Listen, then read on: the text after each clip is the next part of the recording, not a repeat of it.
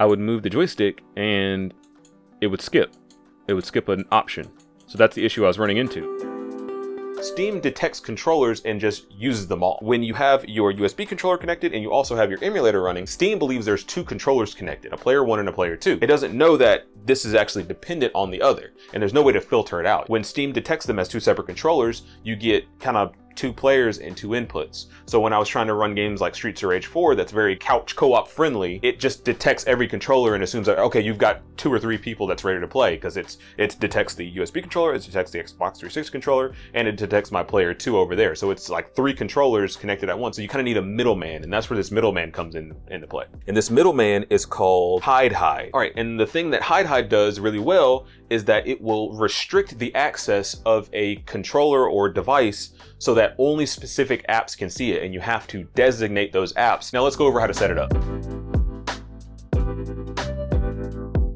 So as you can see here in my device list, I have my 2 Dragon Rise Inc. generic USB joysticks. Those are the button kits that I have for player 1 and player 2 on the arcade cabinet. And notice here that I have the controller Xbox 360 for Windows unchecked. So we want every application to see the controller emulator, but not the generic USB joysticks, because when we have that, applications like Steam are going to double the inputs, thinking there's a player 1 and player 2, both performing the same action at the same time. HidHide, of course, is an exception so that the software can actually do things with the controllers.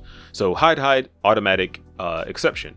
The other exception will be your Xbox 360 controller emulator, or whatever controller emulator that you've chosen. All right, so I'm going to try and replicate the issue that I was having before. So I'm going to uncheck everything and basically set it back to default. All right, so you can already see the issues back. I would move the joystick and it would skip.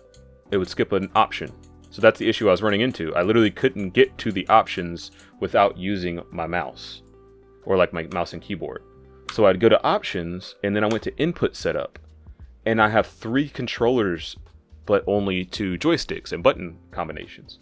So that's when I realized, when I started moving up and down the menu here, that one of these is detected as a USB controller, the generic USB, and then one of these is the Xbox 360 controller, causing this weird double input issue. So Steam doesn't really have the ability to turn off controllers. You can tell it, oh, I'll detect these, I'll detect these. It just detects everything. It detects everything that you have plugged in. So these are the 3 controllers that it detects. It detects the generic USBs, and it detects the 360 controller. You can filter these out, you can play with all these all you want, and it doesn't change anything. It shows these as the detected controllers, and it's going to use all the detected controllers. I didn't have an option to change that. Okay, so now that we've got HidHide back open, we can turn our settings back on here, lock that down, and now we've restricted access to our generic USB controllers that we have plugged in, so that now everything will only detect the 360 controller emulator that I have set up. So now we have our little emulator set up, so whatever emulator you choose, just filter that in, select that in applications, and you will be good to go.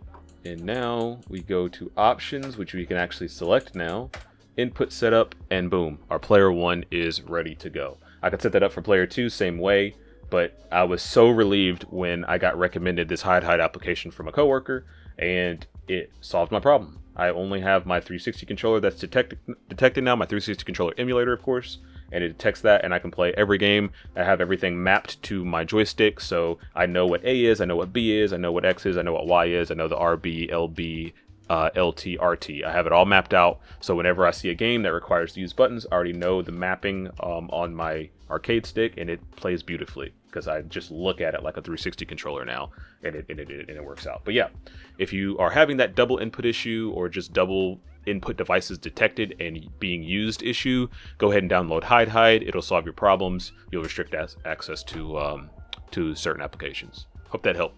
Peace.